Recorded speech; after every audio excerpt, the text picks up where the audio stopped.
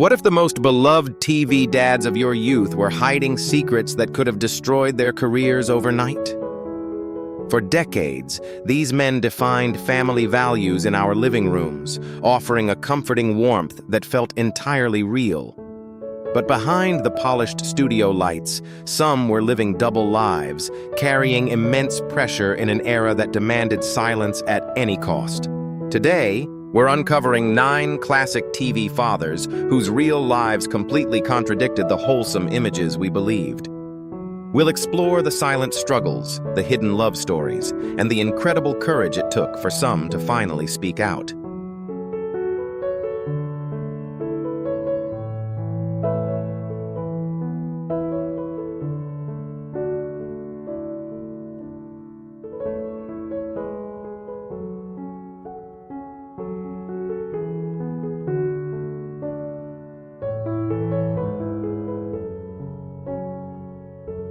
For a generation of Americans, Robert Reed defined the ideal family patriarch. As Mike Brady on The Brady Bunch, his warm smile, gentle advice, and endless patience became a comforting symbol of stability in living rooms across the country. Yet, behind that picture-perfect 1970s television facade lay a deeply conflicted man forcing himself to live a double life. Off-camera, Reed constantly clashed with show creator Sherwood Schwartz, frustrated by the sitcom's overly sweet tone. Trained in serious theater, he fought to bring depth to scripts he felt were too shallow. But his struggles weren't just artistic, they were deeply personal. Throughout the show's entire run, Reed lived with a male partner. Having previously been married and sharing a daughter, he had to navigate Los Angeles' hidden gay social circles to find spaces where he could truly be himself. In an era that demanded silence at any cost, exposure would have ended his career overnight. While co-star Florence Henderson later admitted the cast knew and protected his secret, the pressure of playing America's favorite dad while hiding his identity took a heavy emotional toll. When Reed passed away in 1992, the public finally learned the truth about his private life and his battle with HIV/AIDS. For older viewers who grew up with the Bradys, his legacy is a poignant reminder of a bittersweet past, reflecting both the on-screen comfort he gave to millions and the immense personal sacrifice required to give it.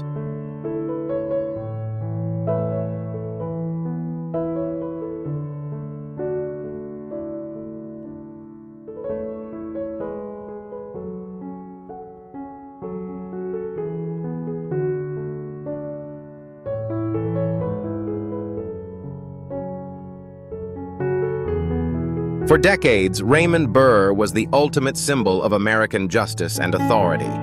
With his commanding voice and unflinching presence, he earned the absolute trust of millions, first as the brilliant defense attorney Perry Mason, and later as the fiercely resilient Chief Robert Ironside. Audiences saw him as a bedrock of moral clarity. Yet the man who spent his career seeking the truth on screen was forced to hide his own reality from the world. To protect his career in an intolerant era, Burr meticulously crafted a tragic backstory about a fictional wife and child tragically lost in a plane crash. Hollywood studios and the public accepted this narrative without question. In reality, Burr's heart belonged to actor Robert Benavides, his devoted partner for over 30 years. Together, they built a deeply loving life, traveling the world and establishing a renowned orchid business. Behind the scenes, studio publicists worked tirelessly to maintain the illusion of Burr's bachelorhood, staging photos and carefully controlling press coverage. Burr mastered the art of the Hollywood interview, deflecting prying questions with charm and precision. Even when he passed away in 1993, the mainstream media initially erased their decades-long partnership, reducing Benavides to a mere business associate. Raymond Burr was an intensely private, yet extraordinarily generous man who chose to control his narrative until the very end. For older Americans who grew up watching him fight for justice, his story is a poignant reminder of the heavy price early Hollywood demanded from its greatest stars just so they could live and love.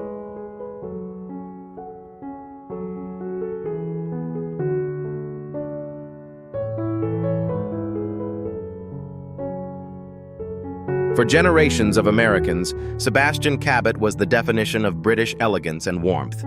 With his rich, resonant voice, distinctive beard, and commanding yet gentle presence, he became unforgettable as Giles French, the refined, tuxedo-clad butler navigating the trials of raising 3 orphans on Family Affair.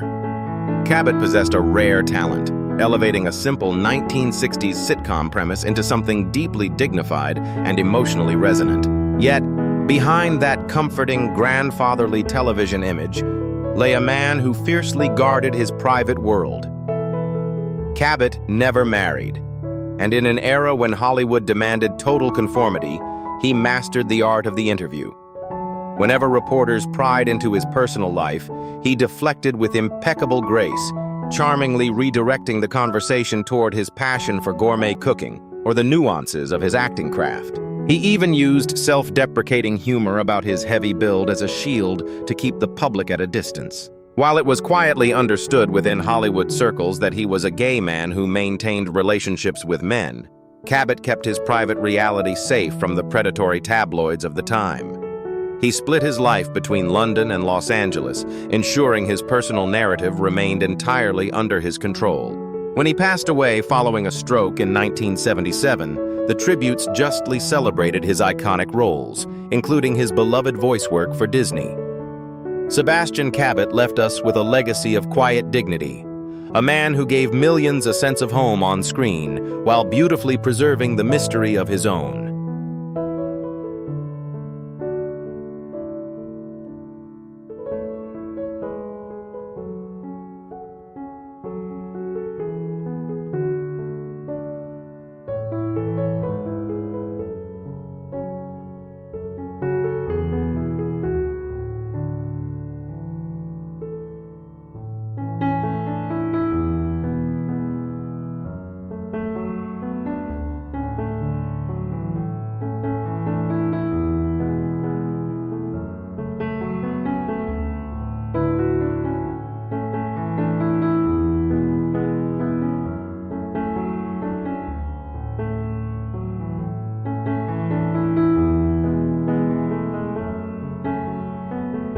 For millions of Americans tuning in during the 1970s, Paul Lynde was the undisputed king of late afternoon television. Sitting permanently in the center square on Hollywood squares, he was impossible to ignore. Flamboyant, biting, and fiercely witty, Lynde mastered the art of the double entendre, delivering sharp-tongued jokes that pushed the boundaries of network television while making an entire nation laugh. However, when executives tried to force this camp icon into the mold of a traditional suburban heterosexual father on The Paul Lynde Show, the illusion crumbled. The conventional sitcom format never fit. Audiences felt an underlying tension. The industry wanted his colorful persona for ratings but refused to accept his reality as a gay man. Off-camera, Lynde's life was a chaotic mix of extravagant Hollywood parties and deep, suffocating loneliness. He battled severe alcoholism, and his inner turmoil was profoundly worsened by a tragic 1965 incident, where a young friend accidentally fell to his death from Lynde's hotel window. This event cast a permanent shadow over his life, fueling his paranoia and isolation. Lynde increasingly used his cynical humor as both a weapon and a shield.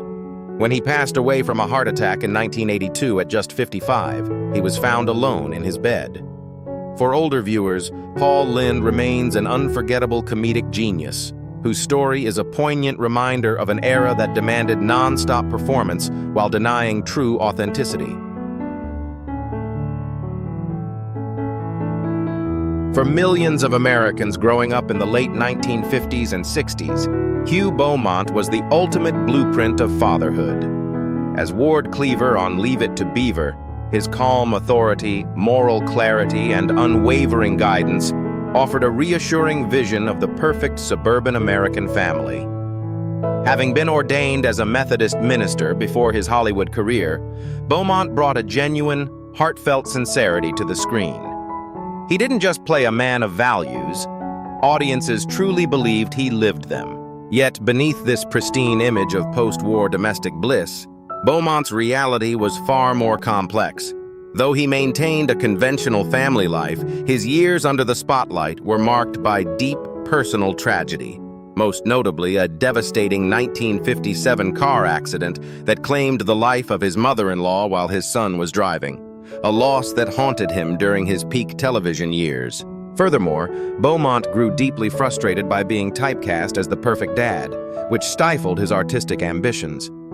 After the show ended, he gradually withdrew from Hollywood, transitioning. For millions of Americans navigating the 1950s, Robert Young was the ultimate anchor of domestic peace. As Jim Anderson on Father Knows Best, he solved every family crisis with boundless patience, wisdom, and compassion, cementing an idealized blueprint of American fatherhood. Later, he extended this trustworthy persona into the 1970s as the beloved Marcus Welby, MD. Yet the man who epitomized emotional stability on television was privately fighting a desperate, lifelong battle against severe depression and alcoholism. The contrast between his public image and private reality was stark. Young's internal turmoil led to multiple hospitalizations and even a tragic suicide attempt later in life. To protect his career, studio publicists worked tirelessly to conceal his vulnerability, ensuring the public never saw past the pristine facade. Despite his suffering, Young managed to project that same comforting authority for decades, even appearing in well-known Sanka coffee commercials that promoted domestic tranquility. In his later years, Young broke the silence of his era, courageously speaking out about his mental health struggles to help strip away the stigma for others. When he passed away from respiratory failure in 1998 at the age of 91, he left behind a complicated legacy. For older viewers, Robert Young remains For millions of Americans during the 1970s, Will Geer was the country's collective grandfather. As the lovable overalls-wearing Grandpa Zeb Walton on The Waltons, his portrayal captured the very essence of Depression-era resilience, kindness, and unshakable family unity. Yet long before he became a beloved television icon, Geer's real life was defined by fierce political activism and radical nonconformity. During the height of the McCarthy-era Red Scare in 1951, Geer courageously refused to testify before the House Un-American Activities Committee, CUAC. This defiance led to him being blacklisted in Hollywood, a devastating blow that destroyed his mainstream acting career for over a decade. His personal life was equally barrier-breaking. In the 1930s, he was the romantic partner of pioneering gay rights activist Harry Hay, helping to sow the seeds for the early LGBTQ+ equality movement.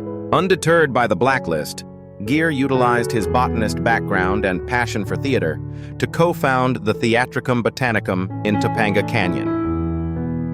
For generations of Americans who grew up in the golden age of television, William Frawley was an irreplaceable presence. As Fred Mertz, the tightwad, cigar-chomping landlord on I Love Lucy, and later as Bub O'Casey on My Three Sons, his sharp comedic timing, gruff exterior, and unmistakable personality brought unforgettable energy into millions of living rooms. Along with Vivian Vance, he created one of the most iconic duos in TV history. Yet behind the continuous laughter he gifted to the nation, Frawley's real life was shrouded in loneliness and bitter conflict. On set, he was notoriously unpredictable. His fierce temperament and severe, lifelong battle with alcoholism created immense tension, most notably leading to a hostile, non-speaking relationship with his on-screen wife, Vivian Vance. His personal life was equally isolated. After a brief marriage ended in divorce back in 1927, Frawley never remarried and spent nearly 40 years living alone in Hollywood hotels. While rumors always swirled around his past, his reality was defined by a deep sense of sorrow. For millions of Americans tuning into classic television, Dick Sargent was a comforting symbol of mid-century domesticity. Stepping into the iconic role of Darren Stevens on Bewitched, he perfectly embodied the image of the devoted, dependable suburban husband. On screen, his life was orderly and predictable. Off-screen, however, Sargent lived in constant anxiety, haunted by the pervasive fear of exposure in an industry that demanded absolute conformity. To protect his career, he meticulously guarded his personal life, calculating every public interaction to avoid scrutiny. Yet, the heavy toll of maintaining this secrecy only intensified after the sitcom ended, as his acting career slowed and a suffocating isolation began to grow. Then came a powerful transformation. In 1991, Sargent courageously chose to break his decades of silence by coming out publicly as a gay man. Supported fiercely by his bewitched co-star Elizabeth Montgomery, he transitioned into a prominent